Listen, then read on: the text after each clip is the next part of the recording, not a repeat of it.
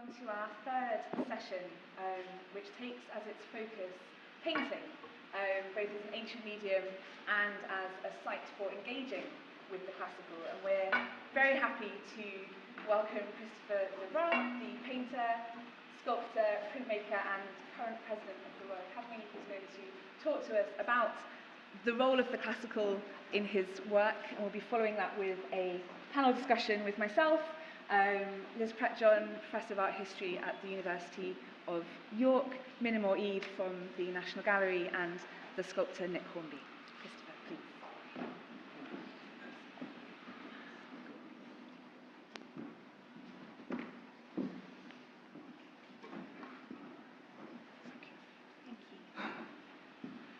Thank you. It feels like the morning, but good afternoon, everybody. When I set off this morning, my wife said, "Don't take any risks," which would make for an incredibly dull talk. I also note that Simon's final remarks about the romantic classical axis have virtually done away with my entire opening remarks. But I did want to say, two things to start with. The modern, as far as I'm concerned, modern classicisms probably start about 1830, 1840, because I think of Delacroix, who, when he was described as the Victor Hugo of painting, was rather angry about it and said, "No." He said a bit more than that, obviously. He said, "Je suis un pur classique." Of course, he wasn't. He was the great romantic, but he wanted it both ways. And in a way, just to start, how does this work? There we are. And in fact, it would be a pleasure if I was in the dark now and you could just look at the pictures. Is that possible? Because one aspect of the classical is the romantic longing for the classical. The classical isn't a straightforward relationship with the artist, but it's also a sort of wish fulfillment. And for me as a young painter, I was looking to do two things. One was to learn as much as I could about the contemporary, and then to make my reputation, to defy it. And it depends on the situation that you're in, how you can express defiance. But if you come to the late 60s and early 70s, the dominance of the political, the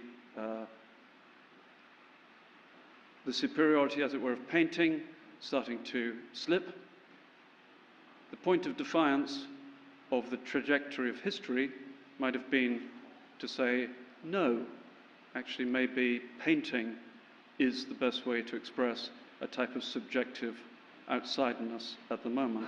So if you're painting like this, which is called Thorn, was a very large, as it were, defiant gesture from me to put into the world again the richness of painting and the richness of reference, because I've been brought up against a background of reductive formalism, which said that the only truth in painting was in its materials, in its flatness, its texture, its color.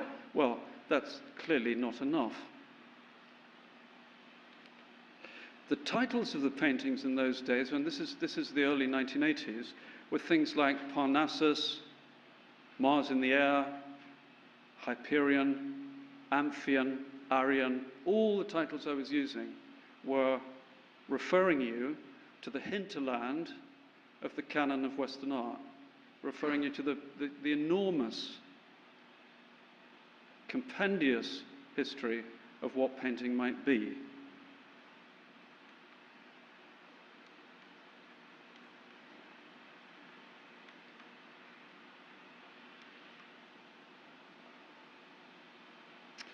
This painting is called The Sense of Sight. So you can see the motifs I'm using are deliberately, as the way I've always described it, they're deliberately not eccentric. An alternative way is to say they're archetypal. In other words, they should sit you might say also in a slightly Greenbergian way, they sit with the plane of the painting and don't draw attention to illustrative or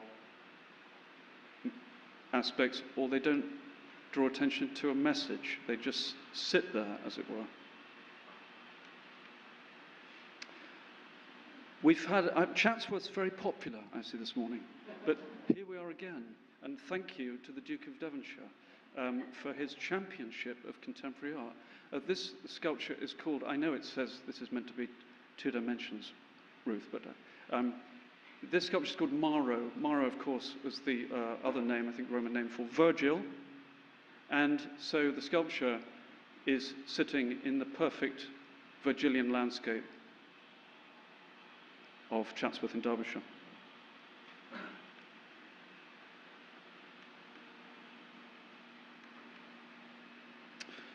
This is another version of that idea. It's called the City Wing. In a similarly quietly defiant way, I was pleased to see this directly behind the Bank of England. So the idea of the muse of poetry, you might equate it with, sitting behind or within the city, gives me a sense of, or reminds me what the role of the artist might be. Although classical art, we've mostly talked about it in terms of its iconography, I'm interested in another side of classicism today. Now, we've jumped now maybe 30 years in my work. And this is a very recent, a more recent piece. It's called Roma Amor, so the palindrome that you hear. And it's referring to two things. One is how Rome is an idea. Virgil we've already talked about. Rome as an idea, as an ideal. And of course what the Romantic does in relationship to the classical is to express longing.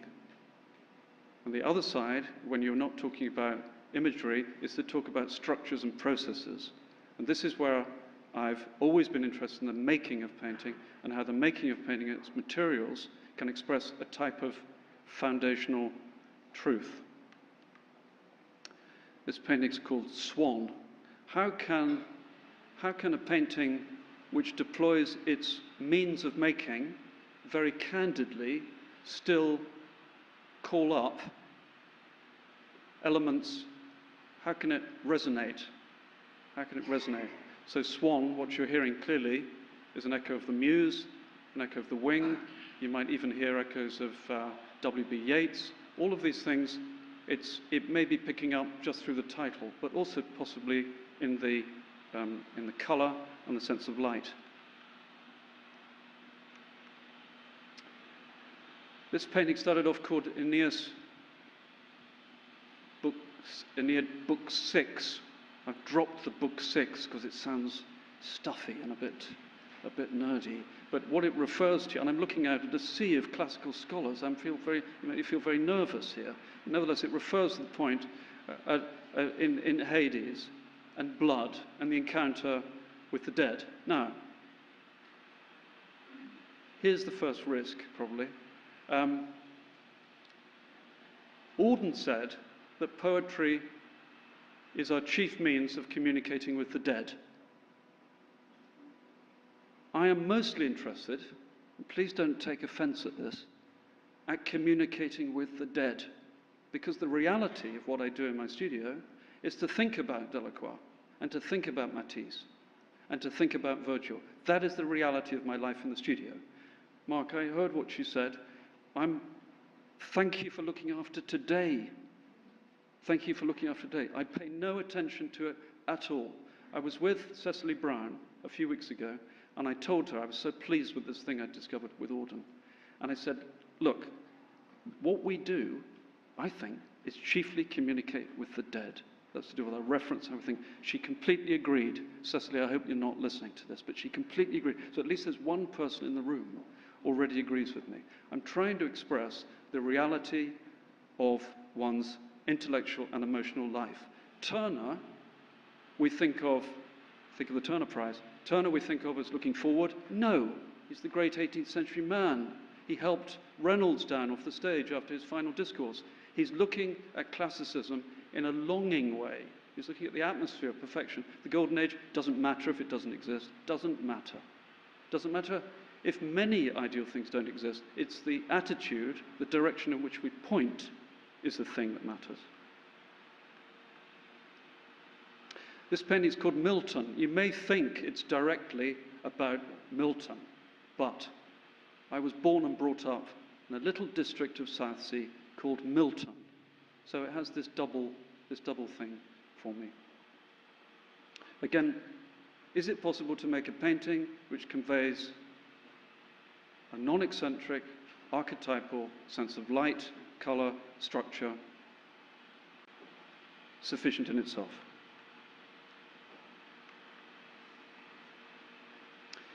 This painting is called Innocence. I gave a talk to the Royal Academy students the other day. I used words like authority. There was an audible gasp. Truth. Endurance, permanence, death-defying. Frankly, I think they are all thinking about it, but not talking about it.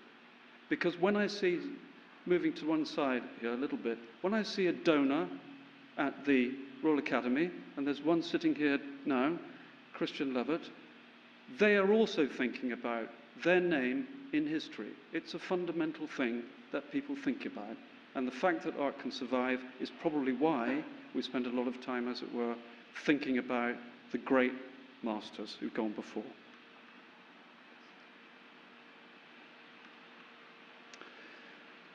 This painting is called Enter the City. There was a series I did which are related to Dido, Aeneas, Carthage. There's a beautiful idea, Dido on the funeral pyre, the red, the heat, and yet it's dawn, and the fleet is sailing away. But this painting isn't to illustrate that idea, it's to give you the sense of entering the city of art, as it were, the city of emotions, feelings, and colours.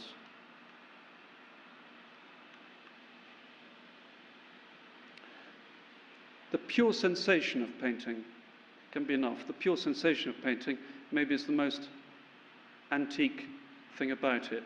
The great German philosophers of the 20th century have looked at the early encounter of the Greeks with being, what it's like to be alive, what are the things we really think about. And that search to find the fundamental and authoritative things, I think, is what artists do. It's one of the things we bring.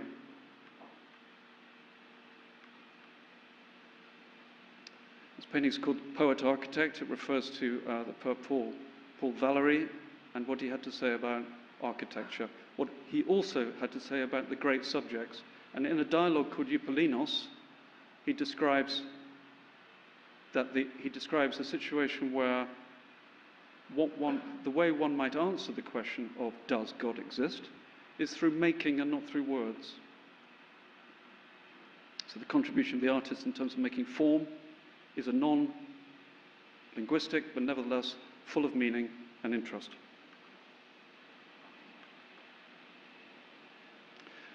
This painting is called Neither White Nor Warm Nor Cool. It refers to a poem by David Gascoigne, the great surrealist poet who later became, whose work was rediscovered recently.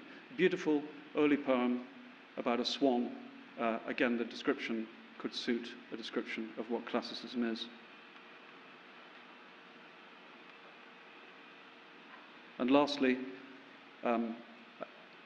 Chantal Joffre, the painter, came to my studio recently, and she saw this painting, and she said, Puvis de Chavannes. And I was immensely gratified. I don't know what she saw, but she saw right through the painting, she saw right through me. And I'm immensely moved by someone like Puvis de Chavannes. He spent 80% of his life just drawing. But he was the origin of Picasso, Matisse, Derain. They all honoured Puvis de Chavannes. So if Chantal could see this, it's my way of honouring Puvis de Chavannes. Thank you.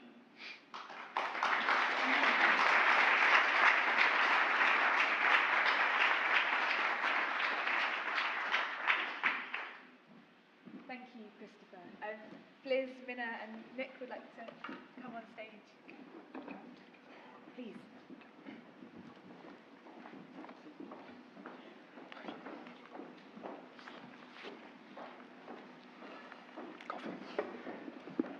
Thank you.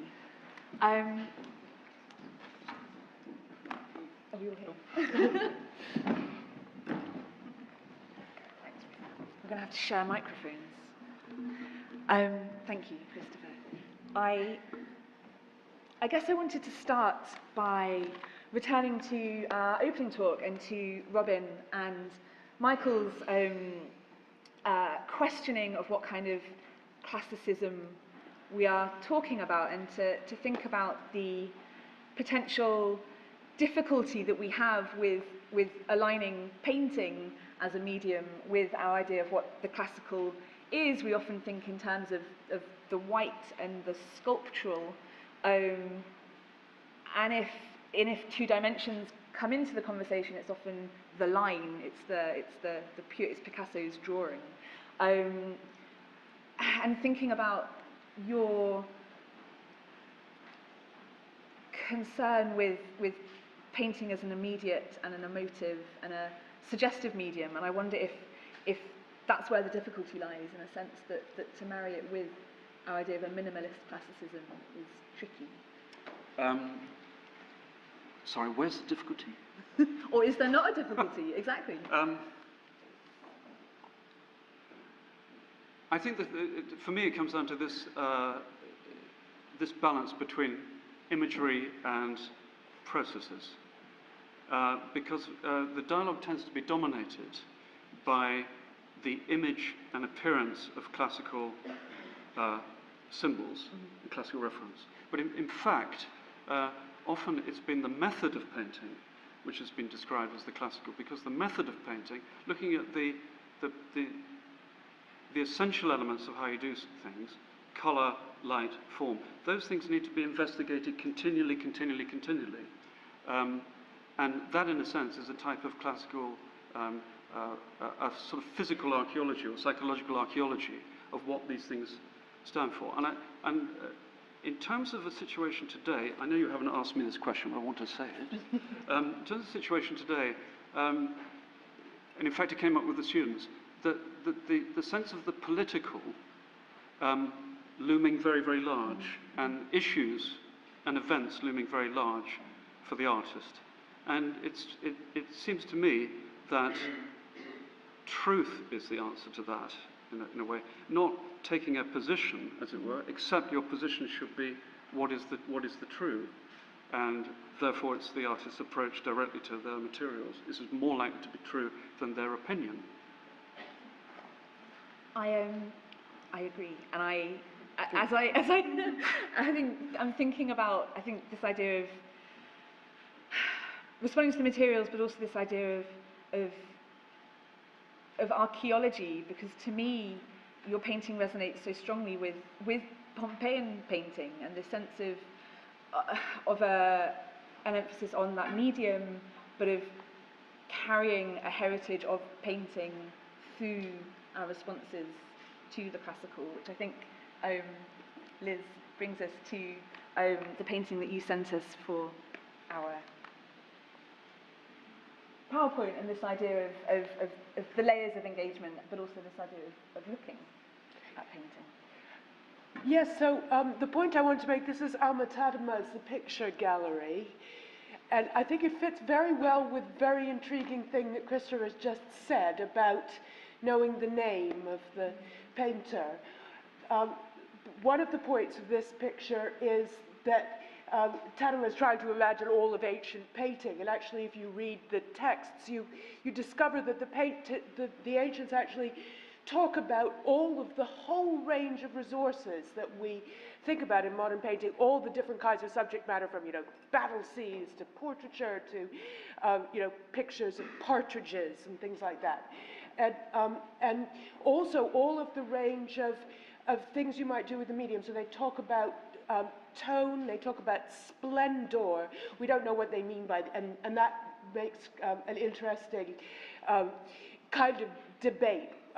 what do they mean when they talk about light and shade, or some of these terms for tone, harmony, splendor, and so forth. But it seems they've got an idea of the whole range of resources, and that's what Tatum is trying to imagine. But the important one is the painting is the one that has its back turned, and that is, of course, the painting by Apelles, the name that we know that is repeated and becomes so fascinating to us because, of course, we have no idea what Apelles' paintings looked like. So we have a name and not a surviving works of art, which gives, of course, a certain kind of creative freedom in thinking about that. I've just also reminded of the painter G.F. Watts in the 19th century saying that he was the pupil of Phidias, and that idea of a personal relationship, I mean, he really meant it, that Phidias was his master. And I'm afraid he said he didn't learn anything in the Royal Academy schools, but only from Phidias. And again, the potency of a name, and but also of the huge imaginative power that might get vested in that name by thinking about what it might be about through many generations. I think it's interesting to think about in those ancient writings on painting that there is already a questioning of what can be done with Yes. paint that is not just about.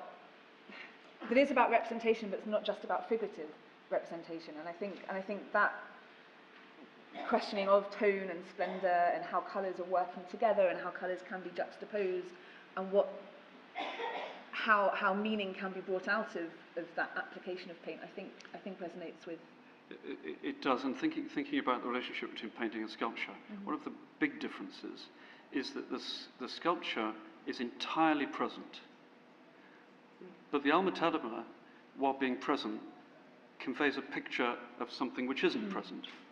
And that's already psychologically very complicated. Of course, the sculpture conveys something that's not present too, the idea and the meaning set behind it. But in painting's case, it conveys a spatial illusion of another place, which has enormous psychological implication as an art form, let's say.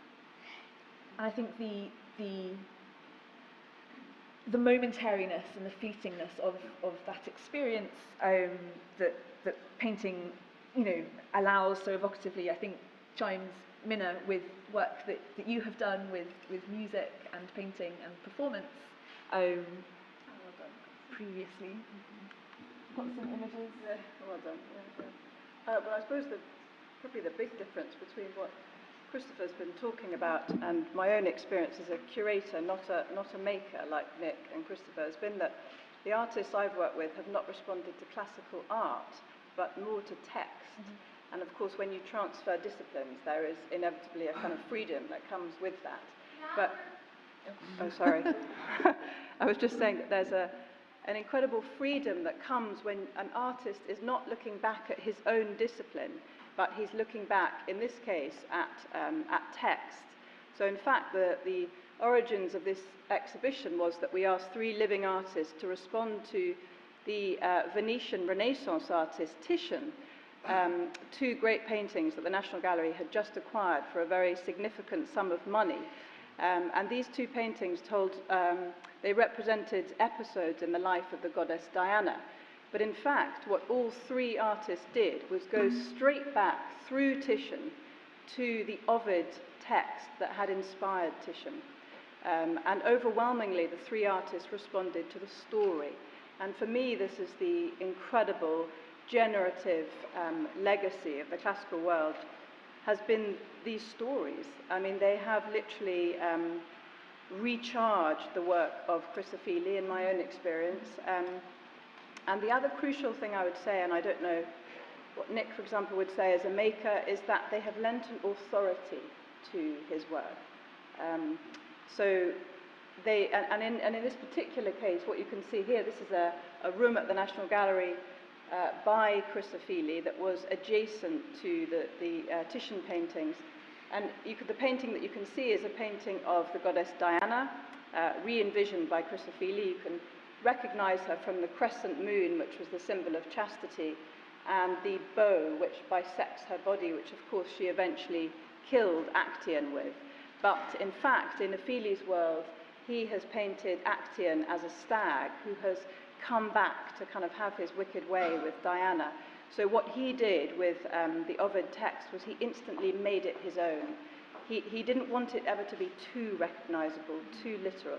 So I think he took things from the text which were already resonated with him and his work, like magic, sexuality, and he made it his own.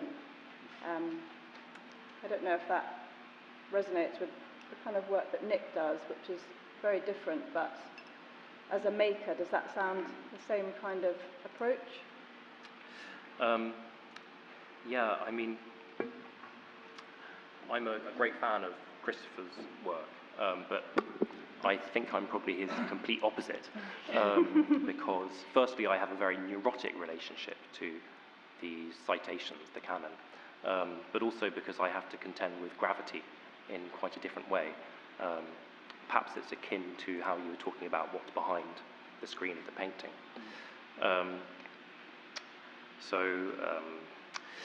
I think that's probably where the neurosis comes from.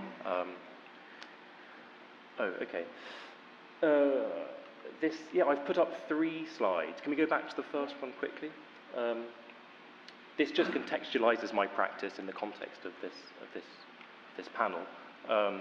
All of my work takes historic citations and then uses a Boolean operation to create something new from it. So in this case, they're not classical, they're modernist citations. Brancusi's rooster, Calder's flamingo, and this is Elizabeth Frink's man on a horse.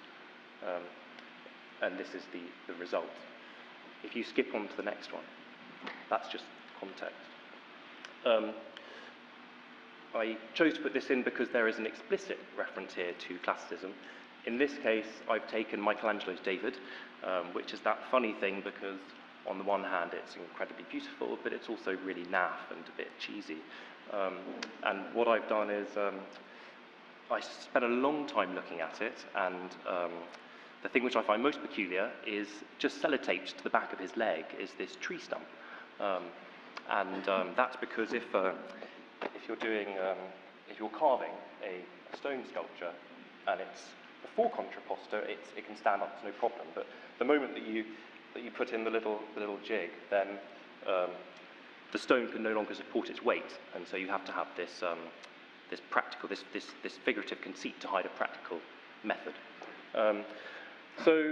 This sculpture here takes all of those components and slightly reassembles them. The top of this object is an exact copy of the outline of Michelangelo's David, and then what I've done is I've extruded it down to a single point in order to pit David as sort of the apotheosis of human perfectibility down to geometry, in this case 0. And I had to have it supported by something, but I found that really problematic because, as I said, I have a sort of neurotic relationship to the canon and these things, and I didn't feel through my own personal subjective I was able to go and find the perfect rock or goose or chicken or all of those sort of weird things that they used to use to support stuff. So instead, I went to Scotland to try and find the stone. I think I went off to different bits of Europe to try and find this perfect stone, and it was impossible. So I had this idea that I could maybe reach out to someone in Pietrasanta where this was originally carved. And I got hold of this chap, Giacomo, who has been carving rocks all of his life, and managed to fly him to London and asked him to invent the perfect rock for me to support this different iteration of David. And if we can skip on to the next slide. It's gone. This one doesn't have a classical reference, but I just chucked in because, as I say, I think my role here is to represent a neurotic relationship to the canon, so which I love and I've been referencing in every single sculpture I've ever made. In this case, I'm dealing with modernism, and what I found was, very quickly, I know we have no time, Picasso and Matisse, roughly speaking about 100 years ago, Picasso goes over to Matisse's house, and as I understand,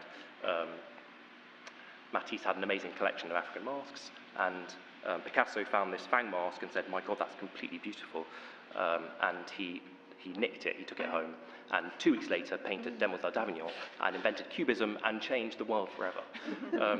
So that is sort of what I was indoctrinated with, and that, I think, is my position to the classical, is this really problematic, difficult place, because everything I know is this baggage of the classical, which I completely adore. Picasso was a genius, but of course this reductive narrative is so problematic because it doesn't tell us about the author of the mask or lots of other people that are involved in modernism. Anyway, in this instance, it turns out this weird thing, if you were to take the outline of, this is Matisse's Acrobat from 1951, and extrude it upon itself and intersect it and then carve it in wood, this sort of falls out, which I thought looked remarkably like a mask. So I'm presenting the case for this weird problematizing of the canon, which yeah, okay. This idea of translation and form, I guess, really is kind of what we're thinking about here. And I wondered, Liz, with form and with kind of references, if I could bring you back into the conversation, if you had any more to... Yes, it's amazing. It looks also wonderfully like a very Baroque table with wonderful brackets on it. So I suppose there is a role for the viewer also in creating form. And maybe we could say that's a painterly element in seeping in to your sculptural work. I mean, I think the word form is very, very important, again, in this sort of slightly edgy thing that Christopher was talking about whether what we're talking is something that has an authority that might become oppressive to us or make us feel neurotic. I mean, I'd say terrified, or whether it's something that allows us. I mean, because of course there's also this something that hasn't. Well, actually, it has come up in certain slightly roundabout ways. Is the motif of the classical also representing a kind of freedom, and how that sort of authority element of form and the freedom-giving element of form might work together. Having had my work, as it were, out there for now, since the first piece, like over 30 years, the relationship to what's making you feel neurotic, and frankly I'm neurotic about it too, is the shift, because when the work was first shown, it was described as postmodern. After 30 or 40 years, postmodernism starts to go away. It starts to look like a normal part of the continuity of painting. And even my own approach to it, at one stage, I would have said publicly, it's not ironic. But after 25 or 30 years, I'm thinking, maybe there's a bit of irony, privately, but I still have the public position. You see, all these things shift around. There isn't a single position in which I think one relates to the canon. So the culture was playing games, as it were, in the 1980s. I think there's a sense, and I'm picking up something that was said before about a return to order. I think the culture is now deeply interested again in where the foundational elements are and what we can safely build on. So I think that's a big shift in that period. And also one quick thing. No, it's just something very, very basic and obvious, actually, which is that, of course, there's very little, almost no, classical painting that survives. So in a way, as a painter, you have far greater freedom, I would say, than Nick does as a sculptor. That's as much of a, I don't know if you would agree with that, but I would say that in general, when you look at painters now and their response to classical, it is so varied because they're almost never looking at true classical painting. But sculptors almost have no option because it's so much part of our art history training, or our, it's so present in the world, in the visual world.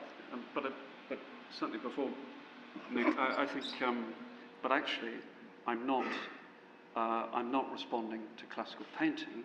I'm responding to Ezra Pound Yeah. or Tennyson or the elements of the classical that appear. So it's so in a sense it's the rethinking the ingredients of painting rather than looking for the actual models because they've gone. Yeah. Because the absence allows, I guess, It finding it in other places. It forces you to Absolutely. go in other places, yeah. Did you want to comment? I just wonder, following on from that, if we should talk a little bit about those other options in terms of poetry. You know, Virgil is present in your work in lots of different ways, and whether, you know, what role literature has in painting. Well, if you believe that, if you believe in the trope that art should be death-defying, let's just take that as it used to be a given. I don't think it is a given now, but let's just take that as a position. Then you must be looking for what are the most foundational elements of what you see that might be able to carry it forward in time. And that for me remains a perennial search. But there's no easy answer to what it is. There's no set of at the moment. I don't think there's a given, because if you use neoclassical elements, you're already now in a world of irony. So in a way, that's moved away. I think when Stravinsky is in neoclassicism, it's actually a refreshing of the modern movement. I don't think that's the issue now. It's heavily ironized.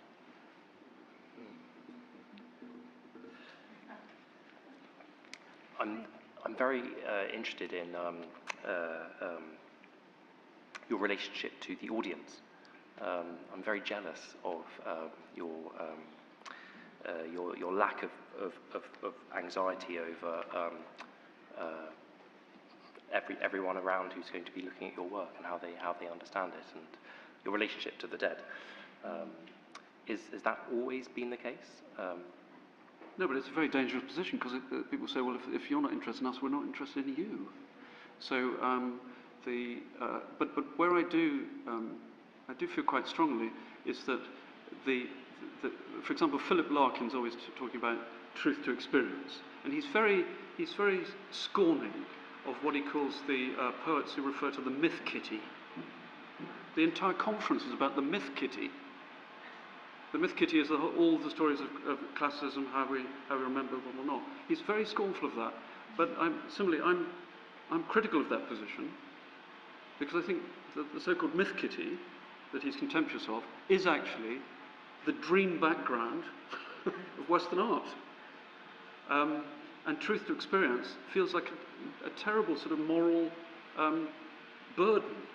And to say to a student, you must be true to your experience, well, they won't interpret as their feelings about colour or form. They'll interpret as their interpretation of the world and being true to that. And that's a very heavy burden, because the artist doesn't necessarily find language or politics as their first easy response. Their first response may be physical, and therefore rather unknown. I'm not even sure I've answered the question, Nick, but it's just something I wanted to say. I think that you've spoken previously about which I think draws on this, the kind of an intuitive bodily response to painting, and how colours can be applied, and which colour should follow from the next colour in a very kind of fluid, would you say an unconscious way? Is that? Well, if you put a colour down, another colour, it will call to another colour. You put blue down, you hear orange. You see orange. You put orange down, you hear green. You feel it coming to you. You put a shape down, Nick, and you'll feel the opposite coming. You'll feel the other shape, the depth, the space. But that calling is not necessarily in the form of images. It may be in another sense. But occasionally, for figurative painting, it does call up whole systems of resemblance. But for me, one of the key truths of painting is the physical response. So touch. So when I made the big wing that you saw, the city wing, I actually made it. It wasn't enlarged. I made it on a 30-foot scaffold out of plaster. So that was my way of keeping in touch with it. I know that maybe Mark and Michael may take different responses to it. They're all completely legitimate, but for me, I'm moved by touch in what's the work. Which I think, to come back to you, Minna, kind of, I almost feel like Ophelia's painted bodies are almost sort of the bridge between this idea of the sculptural and the painted and the physicality. And I'm thinking about sort of translations of medium as well, and where the classical kind of allows for that movement between, Nick, what you do, where you're translating sculpture through 3D technology, where we're thinking about paint and movement and bodies, and I just wonder if there's something more to be said. If the classical does, if the classical allows that more than anything else, perhaps, or not. I suppose my own experience specifically with working with the British artist Chris Ophelia is that the classical world has been an incredible gift, he would say himself, to him, because initially it generated a whole suite of paintings, but I think he would say it gave him the authority to run with material. And so, having painted, I think, for his whole career, he was persuaded to start body painting in a commission that followed on from the National Gallery exhibition. And this time it was to do with the story of Prometheus, who, of course, many artists will herald as the first artist because he sculpted the first man from clay. And I think it was that sense that the classical world had given him the permission, if you like, to take his painting, this time, onto the moving canvas of a body. So he body painted 8 Royal Ballet dancers in an incredibly short space of time, because, of course, they were already warming up, ready to go on stage, and extraordinarily, the painting started to melt very quickly. But again, it was the sense that the classical world it gave him the authority to do something. Yeah, this is him painting one of them. Do we have any questions from the floor? Yes, lots. Here in the centre.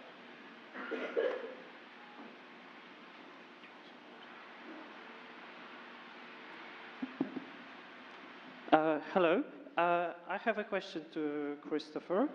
I really liked your point about, in thinking about classicism, to move beyond iconography, to find some other ways of relating to it that might not be that literal, that quotation-based. And I'm wondering, to push further, in this line of thought, which I find very refreshing, how would you compare your work, your attempts to find these non-literal or maybe not mimetic ways of engaging with the classical, with antiquity, to C. Twomley, another great figure of C. Twomley? Yeah, and how he approached similar myths. He also he was very consistent in putting those titles that are very clear, create certain single reference, but then something new is happening. What are the similarities? What are the differences? What's often forgotten is that Twombly was actually, as it were, an outsider in the situation of the American painters early on, and his colleague and colleagues and partners, Johns and Rauschenberg, had far more success early on. However, this is slightly hare and tortoise story, because the groundedness of Twombly in, as it were, not the antique world, but the Mediterranean world, became a source of great strength. I think where we differ is in his sense of the graffiti and the writing and the use of words in the work. What we share is the sense of wishing to make an homage to this great Mediterranean culture. But just to come back to your point about the physical manifestation of painting, what struck me very early on as a student was this act of covering. All painting is an act of covering. There's no other way to make it. And what you're doing is covering the brightest, the lightest thing, which is the white of the canvas, if it's white. And that covering is already has a powerful set of meanings attached to it. Confession, not confession, saying, not saying, true, not true, hiding, not hiding. And I found that in itself a powerful potential for making paintings. And that's something I think about a lot. Question at the back. Hi, thank you very much. I just thinking about what you've all been saying in the particular context of this conference is that there is a historiography to classicism, and it's the kind of canonical conception of it is that it is opposed to the Baroque, say, which is what Wölfflin famously said, that the classicism of Baroque was somehow antithetical. But it seems to me what both you and Nick are doing are actually quite Baroque. I think it was even said earlier. And so actually doesn't really fit into the remit of how classicism has canonically been understood. So I wondered what both of you have a relationship to the canon. So what then is your relationship to a canonical historiography of classicism? Do you see yourself fitting in that particular canonical representation, or are you trying to complicate it to the extent that you are actually appearing on the kind of antithetical side of what classicism is, i.e. the Baroque? I mean, I wish we could step out of it, but I don't think we can. Self-fulfilling prophecy. In terms of Baroque, we're all guilty of getting a bit dramatic occasionally. Christopher? Actually, I don't know whether this is relevant, but I hope it is. I did an interview a couple of days ago with Grayson Perry. So the two of us are sitting opposite each other, and we're sort of like oil and water. Now, I admire what he does immensely, but he's very much a Hogarth man, yes? It's humour, wit, it's the British tradition of the difficult customer, the send-up. And I suffer from idealism. So I sit on the other end, I'm on the other end of the sofa. So Baroque, to me, always feels like the slightly Grayson end of the sofa. Because the rigid frame, the rectangle of the canvas, to me is a blessing. It's a blessing. As soon as everything gets a bit too curly, squirmy, I start feeling queasy. So I don't know whether Grayson would describe himself as Baroque, but he's certainly not classical. But the reason it's worth mentioning it because these are the sorts of dialogues that are happening simultaneously in this very, very complicated contemporary art landscape. Did that deal with it? It didn't. No, it did, and I think it comes back to what potentially is, the nub of the debate. Again, what kind of classical and classicism do we want to talk about? And I think the joy of today is that we're seeing the myriad ways, in terms of the historiography and the routes of engagement and the different lenses and approaches that are available to us, perhaps by virtue of, on the one hand, classical art's status, but also its fragmentariness that allows us to kind of move around it in different ways and through different routes, perhaps. And that might be a good place at which to end our session and have some lunch. Thank you. Thank you so much.